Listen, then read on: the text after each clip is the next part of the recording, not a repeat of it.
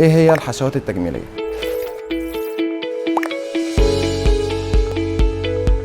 احنا المعروف ان الاسنان بتاعتنا بتتكون من ستراكشرز كتير بداخلها الوان كتير بشفافيات مختلفه. الحشوات التجميليه هي ان احنا نقدر نعمل لايرز كتير بالحشوات بتاعتنا بالوان مختلفه وشفافيات مختلفه عشان نقدر نوصل ان الاسنان ما تبقاش باينه ان فيها اختلاف بينها وبين السنان المجاوره ليها. بالذات بتكون في الاسنان الاماميه. اصعب حاجه لدكتور اسنان التجميل ان هو يماتش سنه واحده في الاسنان الاماميه او سنتين في الاسنان الاماميه. دكتور اسنان التجميل يقدر ان هو يختار الماتيريال او النوعيه اللي هتتماشى مع كل مريض على حده، بحيث ان احنا نقدر نوصل ان السنه يكون ليها نفس الكالر والشيد بتاع السنان المجاوره ليها. ده اللي احنا بنقدر نوصل له عن طريق التكنولوجيا والديجيتال دنستري الموجوده حاليا، وده اللي بيوفر لنا في الوقت، بيبقى عدد زيارات اقل وبتقنيات اعلى.